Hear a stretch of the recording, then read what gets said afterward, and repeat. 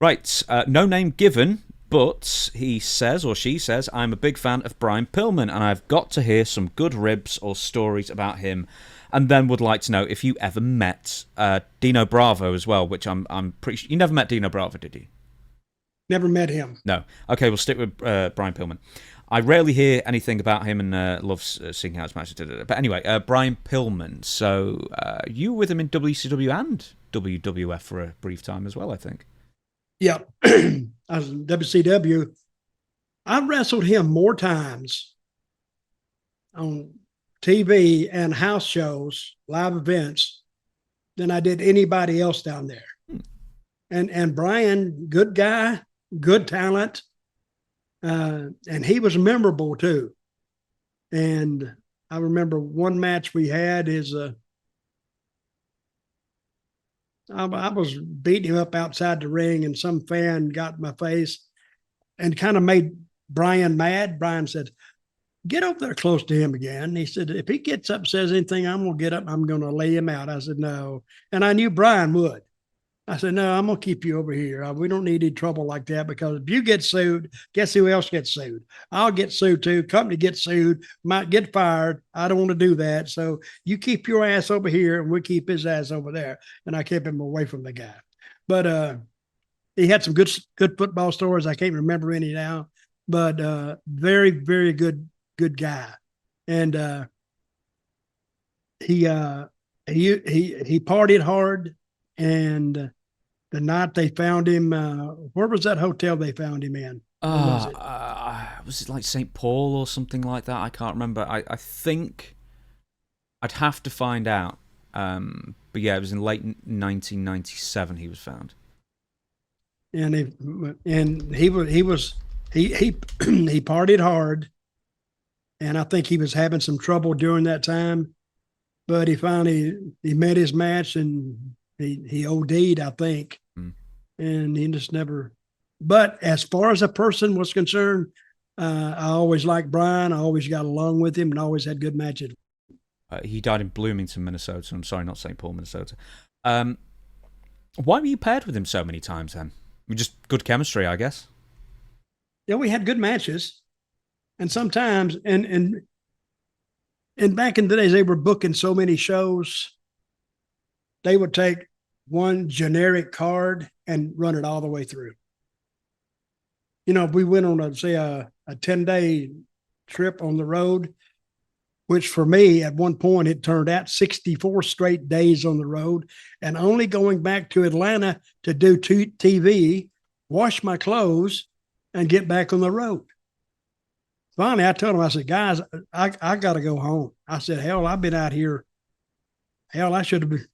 It's like being in the Army. You're never home, and you're living in airports and eating in restaurants or McDonald's, and you didn't have any time for your personal life. So, and I got a day off, and guess what? That's all I got, one day, then back on the road. But I was appreciative for that day. Brian, so this is after you left WCW. It must have been the year after, when Bill Watts took over from Kit Fry, I think, as WCW vice president or whatever title he had. He wanted to renegotiate Brian Pillman's contract. He'd signed a guaranteed deal. He had good money coming in and everything. And Brian said, "Absolutely not. I'm making really good money." So Bill said, "Well, we'll just job you out. We'll just make you lose every single match, and you'd just be in the opener in every card." And Brian went, "Well, fine with me. I'll be the world's highest paid jobber." Mm-hmm. Did he say what he was making at that point? Oh, I think he was making hundreds of thousands. He had a really good deal at the time. I'd have to look it up. But yeah, Bill Watts wanted Brian to take a considerable pay cut, and then promised him a push if he did. Which, like, how can you believe a promoter who wants to cut your pay in half? Because, I mean, don't you basically push somebody... I want to give you a push, but I want to cut your money in half. Yeah. I mean, don't you push someone based on how much they make, pretty much? Yes. But see, that even flies in the face of, you get a percentage of the gate.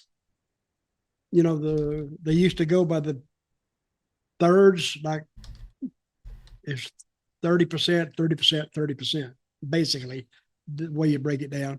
And the promotion got 30% to pay expenses and 30% for the talent. And then the 30% is what the company made. But if they can cut those salaries down, see, they're not even doing percentages anymore. You know, he was making all that big money was Sting and what's his face and Flair and all those guys. Luger. They were making all the money. So and I don't blame Brian for doing that. Sorry, I was trying to look for how much he was making. I know he was how Brian Pillman tricked WCW. He couldn't have been making $400,000 at that time. Anyway, or maybe he was, who knows. But yeah, he was making well, we heard when Luger came in, we heard that he got $350. Must have had a good agent. So, did Brian Pillman change when you saw him again in the WWF? Because it's reported that he was a bit of a different person. Yeah, he had. Well, he was on. I think he was on drugs pretty heavily at that time. Plus, Vince was running us like a dog too.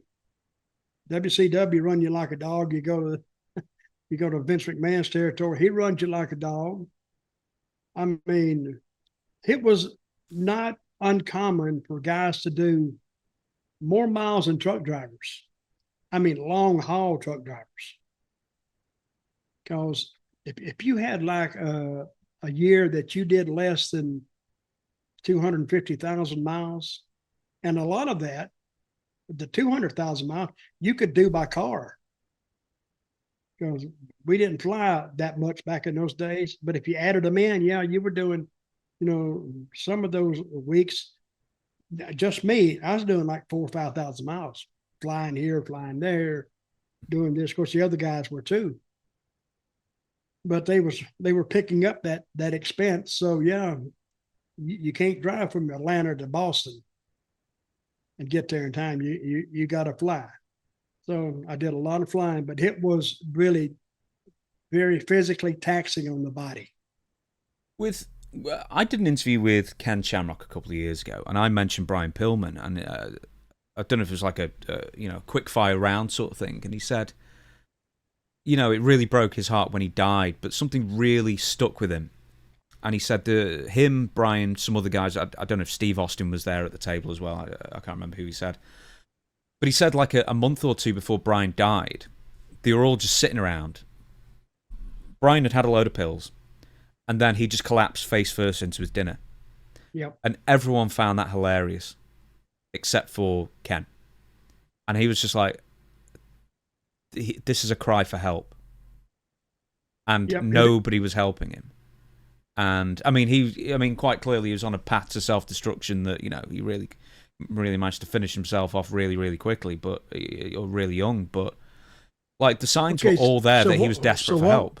What was he eating? Soup? I don't know what he was eating. He wasn't drowning in it. But his face right into his plate. Yeah, he passed out at a dinner table face first.